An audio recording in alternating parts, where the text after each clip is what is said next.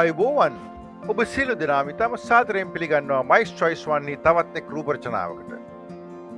ඔව් මම හිතනවා ඔබ බොහොම දෙනෙක් සිංගප්පූරුවල තියෙන චැංගි ගුවන්තොටුපළ හරහා ව්‍යාසර කරලා ඇති මේ වෙන විට. සමහර වෙලාවට ඔබ එහි රැඳී සිටින්නට ඇති දිග කාලයක් ඊළඟ ගුවන් ගමන එනතුරු. ඔබ එහි රැඳී සිටියා නම් ඔබ කල්පනා කරා නම් මට මොනවද මෙහි රැඳී ඉන්න ගමන් කරන්න පුළුවන් කියලා අන්න ඒක තමයි අපි ඔයාලට අද කියන්න යන්නේ. හොඳයි කෙටි කාලින වශයෙන් කරන්න බොහෝ දේවල් චැංගි ජාත්‍යන්තර ගුවන්තොටුපළ ඇතුළෙම තියෙනවා. නමුත් අපි කියන්නේ ඊට වඩා එහා ගියපු එකක්. ඔයා පැය පහමාරකට වඩා කාලයක් ඉන්නවා නම් එහෙම නැත්නම් ඔයා පැය පහමාරක් පැය 12කුත් අතර කාලයක් ඉන්නවා නම් ඔබට යන්න පුළුවනි සිංගප්පූරුවේ නොමිලේ සංචාරයක්. ඉතින් එහෙමනම් මොකද්ද මේකට කරන්න ඕන? ඔබ මුලින්ම ගිහිල්ලා බලන්න ඒගොල්ලන්ගේ වෙබ්සයිට් එකක් තියෙනවා මේකට අදාළව. ඒකේ ඊට පස්සේ පුළුවන් ඔයාලට රෙජිස්ටර් වෙන්නත්. ඉතින් මේකට රෙජිස්ටර් වෙන්න ඔයා එක දෙයක් වෙන්න ඕනේ. ඔයා ඇවිල්ලා චැංගි ගුවන්තොටුපළ හරහා යන ට්‍රාන්සිට් එහෙම නැත්නම් ට්‍රාන්ස්ෆර් පැසෙන්ජර් කෙනෙක් වෙන්න ඕනේ. ඊළඟට ඔයාට පුළුවන් වෙන්න ඕන සිංගප්පූරුවට ඇතුල් වීමට හිමිකම් ලබා ගන්න. ශ්‍රී ලාංකිකයෙක් නම් ඔයාට කිසි ප්‍රශ්නයක් නැහැ. මොකද ඔයාට ඔන් අරයිවල් වීසා එකක් ලැබෙනවා සිංගප්පූරුවෙන්. නමුත් ඔබ පාකිස්තාන හෝ ඉන්දියන් ජාතිකයෙක් නම් ඔබට වීසා එකක් තිබිය යුතුයි. එහෙමනම් අපි මේ ගැන බලමු. ඔයාට තවත් වැදගත් දේවල් දෙකක් තියෙනවා. එකක් තමයි ඔයා සිංගප්පූරුවට ඇතුල් වෙන්න පුළුවන් එක ගමනක් විතරයි. ගමන් කීපයක් ඇතුල් වෙන්න බෑ මේම එක ට්‍රාන්සිට් එකකදී. ඊළඟට ඔබගේ කාලය මේකට හරියන්න ඕනේ. ඔබගේ ගුවන් ගමන් දෙක අතරතුර කාලය සහ ඔබ ඇවිල්ලා තියෙන වෙලාව ඒවා හරියන්න ඕනේ මේ තියෙන සංචාරයන් සමග. ඉතින් සංචාර 4ක් තියෙනවා. සංචාර 4න් ඔබට එකක් ලබා ගන්න පුළුවන්. අලුත්ම එක තමයි සන්තෝෂ ගමන. එහෙම නැත්නම් පරණ දේවල් 3ක් තිබුණා. අද අපි යන්නේ සිටි සයිට් සීయింగ్ එකට. මොකද අපිට අපේ වෙලාව හරි ගියේ ඒකට යන්න විතරයි. මේක කරන්න පුළුවන් ක්‍රම කිහිපයක් තියෙනවා. එකක් තමයි වෙබ්සයිට් එක ඔයා රෙජිස්ටර් වෙන එක. ඔයාට වෙබ්සයිට් එක රෙජිස්ටර් වෙන්න බැරි වුණා නම් හොඳම දේ තමයි ටර්මිනල් 2 එකේ හරි ටර්මිනල් 3 එකේ හරි ඒගොල්ලන්ගේ තියෙන බූත් එකට ගිහිල්ලා එතනද රෙජිස්ටර් වෙන්න. එතකොට ඔයාව දානවා එකට ඒ හදිසියවත් ඉඩ තිබුණ නැත්නම් ඔයා වේට් ලිස්ට් පැසෙන්ජර් කෙනෙක් කරනවා. වැදගත්ම දේ තමයි ඒක. හොඳම දේ තමයි යන්න ටර්මිනල් 3 එක. මොකද ඒක තමයි මූලිකම ස්ථානය. එතනින් තමයි ගමන් පටන් ගන්නෙ. අපිත් ගියේ ටර්මිනල් 3 එකට. අපිත් ගිහිල්ලා එතන රෙජිස්ටර් වෙලා අපිට පුළුවන් වුණා වේට් ලිස්ට් පැසෙන්ජර් කෙනෙක් වෙන්න.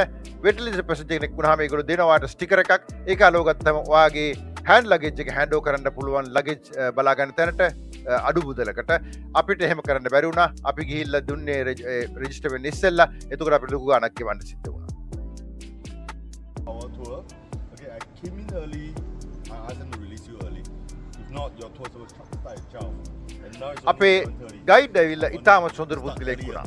ඔහු අපිට කිව්වා අපිට ඇඩ් කරගන්න කියලා එයාව අපේ WhatsApp එකට. මොකද එයාට පුළුවන් කියලා අපේ සමූහ ඡායාරූපය ගන්න ඒවා යවන්න කියලා.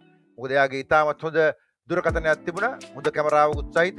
ඉතින් එයා අපිට ඒ වගේ කරා. අපි ඇඩ් කරගත්ත කට්ටියට ඒ ගෲප් එකට එව්වා. අපි ගත්තේ අපේව ගත්ත සමූහ ඡායාරූප ටික ඔක්කොම. ඔව්. දැන් අපි යන්නේ මෙන්න මේ බස් එකේ. අපි ඒකට බස් එකට නැගලා අපි වාඩි වෙලා යන්න ඕනේ. අපි ඒකම අපේ කමෙන්ටරි එකක් දෙනවා අපේ ගයිඩ් මහත්තයා. ඕනේ දැන් අපි පිටත් වෙලා සිංගප්පූරු නුවර බලා යනවා.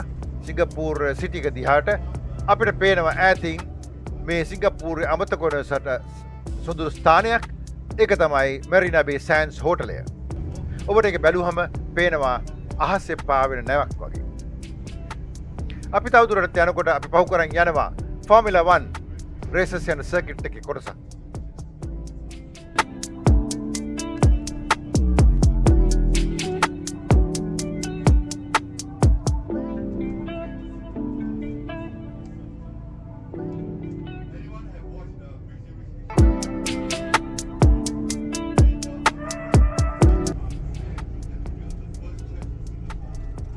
ඔව් අපි පහු කරගෙන ගියා මෙහි තියෙන ඉතාමත් වැදගත් ස්ථාන කීපයක්.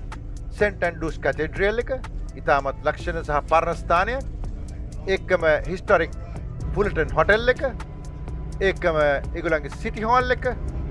ඒව ස්ථාන පහු කරගෙන අපි ගියා වික්ටෝරියා කොන්සර්ට් හෝල් එක. ඒක තමයි අපි මුල්ම නවතන. මෙතන විනාඩි 30ක් නතර කරනවා මේ බස් එක. අපිට පුළුවන් මෙතනින් බහැලා ඇවිදගෙන යන්න මර්ලයින් ගාවට. මොකද මර්ලයින් ගාවට යන්න පුළුවන් ළඟම ස්ථානය මේක නිසා.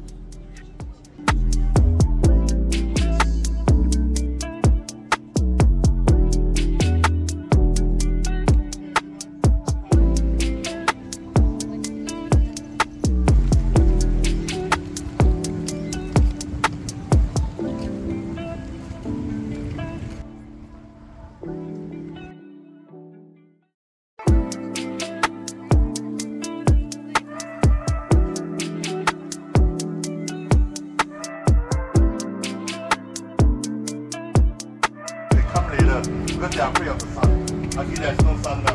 Come, let's come over here.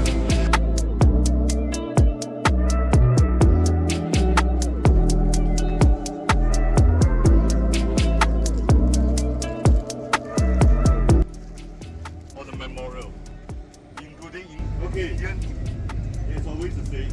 When you leave Singapore, අපි මීළඟ නවතැන් පොළ වුණේ Gardens by the Bay. එතනත් විනාඩි 3ක් නතර කරනවා බස් එක. ඉතින් Gardens by the Bay කියන එක ලොකු රවුමක් යන තියෙන තැනක්. ඒක නිසා එතන තියෙන බස් එකක නැගලා වටේට යන එක තමයි හොඳම. මේකට පොඩි ගාණක් ගෙවන්න සිද්ධ වෙනවා. නමුත් ඒක හරිම worth. අපි ඒක ගෙවලා ගියා. මොකද ඒකෙදි කමෙන්ටරි එකක් දෙනවා මේ බලන්න අපි දකින්නේ මොනවද කියලා. එන්න අපිත් එක්ක රවුම යමු.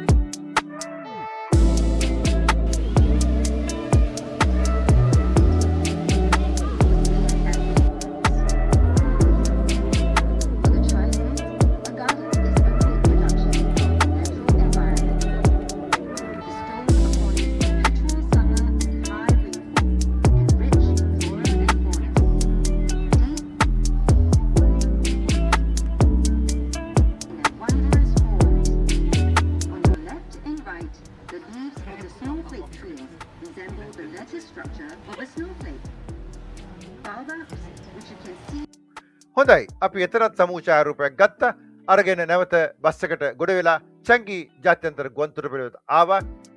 නමුත් ඔබට තවත් වෙලා තියෙනවා නම් කරන්න පුළුවන් කීපයක් තියෙනවා. එකක් ඔබට පුළුවන් චැංගි වෙලම තියෙන ජුවල් කියන ස්ථානය බලන්න. ඉතාමත් හොඳ ස්ථානයක්. මම ඔබ රැඳගෙන යනවා මේ ස්ථානයේ වෙනත් රූප රචනාවකදී.